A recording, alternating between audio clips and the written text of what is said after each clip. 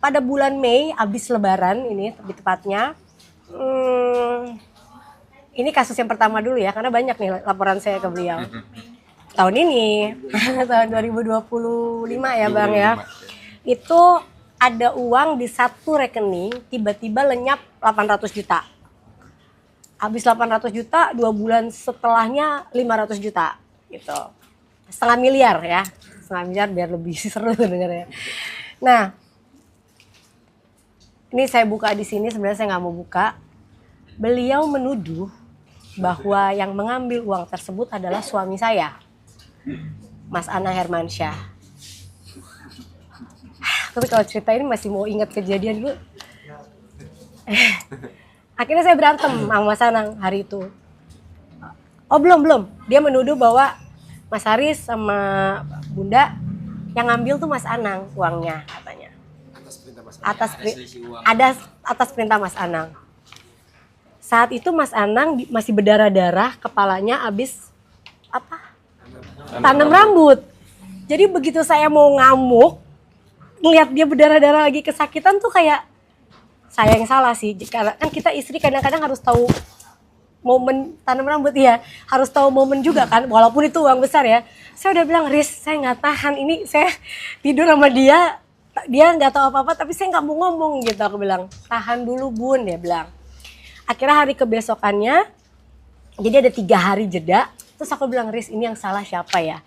Apa bener Mas Anang yang ngambil? Tapi Mas Anang tanda tangan Mas Anang.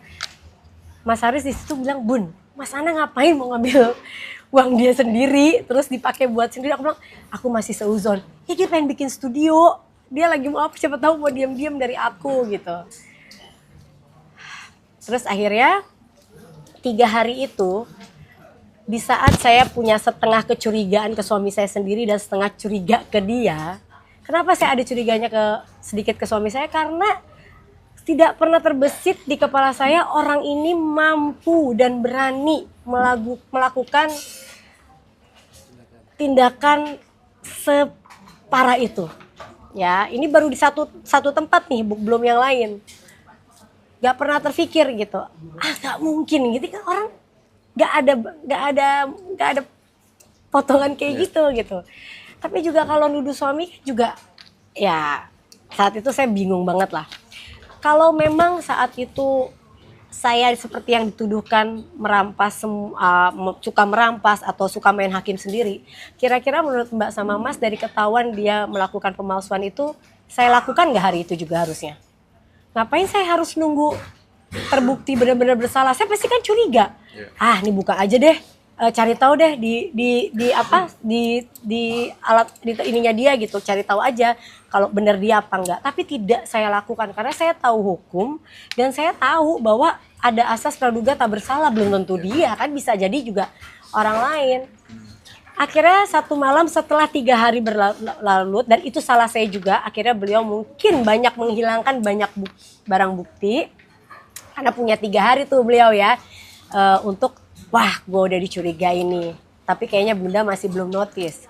Hari H saya masih ngopi sama dia di Plaza Senayan, nggak saya marahin, nggak saya omelin, nggak saya biasa aja, cuma Mbak beneran nggak sih kamu disuruh Bapak? Iya Bun, dengan muka polos gitu ya. Saya ya udahlah, akhirnya dari situ dari PS saya nonton konser sama sahabat saya Mariska dan Aurel. Dia pulang sama Mas Haris karena kita habis meeting. Dia pulang sama Mas Haris ke sini. Setelah dia pulang ke sini, saya lagi nonton konser yang udah bertahun-tahun saya idam-idamkan. Pernah gagal sekali nonton konser Boyz II Men datang. Itu pas Boyz II Men datang lagi, saya nggak mau sia-siain, baru 2 lagu. Mas Haris telepon, Bun udah ketahuan malingnya. Untung kan Bunda nggak ngamuk ke Bapak, katanya. Itu saya, Mariska sampai megang saya karena gemeter tuh, saya kayak orang mau jatuh. Aurel bilang Bunda pulang gitu. Akhirnya tim YouTube saya, Mariska sama tim YouTube, kan saya kalau pergi kemana-mana bukannya keroyokan ya, emang saya suka orangnya rame. Kalau orang yang tahu kita, aku pergi tim YouTube pasti ada 4-5 orang, ada yang IG, ada asisten, ada apa. Pulanglah kita. Pulang, Lumiere udah tutup. Kata Mas Haris, Bun, aku pindah ke depan ke kantor Bapak karena Lumiere udah tutup. Kasihan anak-anak kan ini besok masuk pagi lagi. Oke, kita ke kantor depan ya Bang. Kita ke kantor depan. Beliau bilang diintimidasi oleh 10 orang. Kita udah kasih juga ke kepolisian CCTV-nya 10 orang itu. Jadi datanglah saya, Mariska sama tim-tim saya, kucuk-kucuk. Saya bilang kalian di bawah ya, saya mau naik. Jadi yang naik ke lantai 3 apa 4 itu ya, studio. Ke lantai 3 ya? Lantai 2. Yang naik ke lantai 2 itu hanya saya, disusul Mas Anang, masih perban berdarah-darah itu dari apartemen kalau dia nggak ikut nonton konser. Lalu ada Mas Haris sama Pak Tony. Sahabat saya Mariska nunggu di depan pintu. Tim-tim saya semua ya dibawa, Mbak Vida dibawa apa. Jadi nggak ada yang ngerubutin dia 10 orang tuh, tidak ada. Nah, lagi-lagi saya bilang ke dia, Mbak, kamu udah ngaku sekarang. Terus ya saya pasti bilang kok kamu tega banget gitu. Dia cuma diam, tidak menangis, tidak ada setetes air mata pun, tidak ada penyesalan apapun. Buat apa uangnya Mbak? Saya masih berpikiran adakah keluarga kamu yang sakit? Karena aku belum tahu dia ada di yang lain nih. Belum tahu yang rekening-rekening lain, baru yang terbukti kan satu. Biasa orang ngambil uang sebesar 500 juta itu kan bisa buat, aduh ada yang kena sakit apa, operasi apa atau apa. Supaya saya masih punya hati untuk dia gitu. Buat apa ada yang sakit? Enggak. Oke, enggak. Orang tua kamu ada punya utang atau masalah? Enggak. Muka dingin gitu bisa nggak diintimidasi? Jawab aja nggak mau. Terus buat apa Mbak? Aku udah greget. Dia nggak jawab. Gini deh Mas Haris, ini nggak mungkin kalau dia ada sendiri. Nanti kita nggak ada bukti macam-macam. Suaminya mana? Suaminya yang kita kenal ya. Suaminya mana? Oke, oh suaminya ternyata jemput, ada di depan Lumiere. Panggil, aku bilang. Panggil suaminya naik supaya kita nggak juga ada kesalahan gitu loh, kan dia orang sendiri dan dia benar-benar gak mau ngomong, cuma gini doang. Megang ininya apa HP-nya begini. Dah. Datang suaminya ke atas, kita tanya, "Mas, ini ya, dia bayunya di atas, aku di atas ini, Mas Anang di sini, suaminya di bawah gitu kayak jongkok. Mas, istrinya melakukan ini. Nangis ngejar suaminya. Gini-gini Bun, buat apa Bun? Kenapa kamu begitu Bun? Begitulah ya. Ini saya nggak ada lebih, nggak ada kurangin. Mereka berdua cekcok, istrinya tetap gini-gini aja. Dengan muka dingin, nggak ada. Kalau saya udah pernah ngalamin kayak gini ya. Orangnya tuh bisa sampai kayak histeris, minta maaf. Apa juga dilakukan kan ibaratnya. Kalau dia ngerasa, ya udah gue salah, terus kenapa gitu. Oke. Akhirnya ya udah gini aja deh. Saya nggak mau di sini main hakim sendiri. Kita ke kantor polisi. Ya, waktu itu aku bilang kayak gitu sama mereka. Kita buka laporan aja. Ayo kita sama-sama ke sana. Saya udah berdiri, Mbak A-nya nggak mau berdiri. Suaminya sujud ke kaki saya gini-giniin. Mas jangan sujud-sujud ke saya nggak mau disujud-sujudin kayak gini, aku bilang. Bun, maafin istri saya gini, kita ganti pokoknya gini. Ya, aku bilang, saya nggak mau kamu yang ngomong, istri kamu dong harus buka suara. Bun, ngomong dong, gitu. Dia tetap gini. Ya. Akhirnya di hari itu aku merasa ini udah nggak mungkin, saya berjam-jam, Mas Anang juga udah namanya baru ditanam rambut ya, itu kan masih nyeri gitu, dia kayak udah ini gimana sih gitu. Kalau Mas Anang dia tipe lebih udah sekarang maunya gimana gitu. Nah itu semua didengar oleh sahabat saya yang namanya Siska, dia ada di depan pintu, jadi dia dengar sekali ada nggak saya merampas sini ada nggak kayak gitu ya. Nah dari situ kita bawa ke polsek terdekat. Di perjalanan ya Mas sama Mbak, saya kan gak ikut sama Mas Anang. Dianya diem, suaminya ngeraung-raung lah ke Mas Haris. Mas Haris, apa gimana? Aku nggak ada di situ, coba ngomong apa? Iya, suaminya Mas Haris, ini kan salah saya juga. Ya. Selaku suami. Ya. Ayo Mas, saya insya Allah beritikat baik untuk akan menggantikan yang diambil sama istri saya. Saya punya sertifikat rumah yang ada di rumah, ya kan? Ayo Mas, jangan dilaporkan Mas. Saya komitmen, saya bertanggung jawab Mas untuk bertanggung jawab istri saya. Malam itu juga saya dan tim diajak sama suaminya ke rumahnya. Ya. Udah sampai situ. Mas Haris telepon aku, Bunda gimana?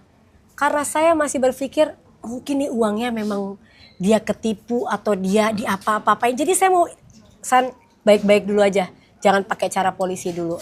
Oke Riz, pulang aja ke rumahnya. Siapa tahu dia mau ngomong kalau di rumahnya. Ya kan? Supaya kadang di rumah kan lebih luasa. Nyampe rumahnya karena memang udah malam banget kan, emang itu prosesnya malam.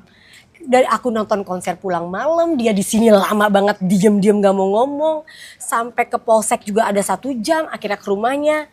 Sampai rumahnya sekarang kalian pikirin, itu Mas Haris cuma berdua bertiga, serumahnya itu banyak, rumahnya kan nempel sama orang-orang lain, banyak warga, banyak apa bisa 3 orang mengintimidasi satu rumah yang ibaratnya ada ibunya, ada mertuanya, ada saudaranya, ada keluarganya. Di situ juga kan kalau di daerah situ biasa penduduknya lebih, mereka saling padat penduduk, biasa mereka saling membantu kalau ada apa nih gitu.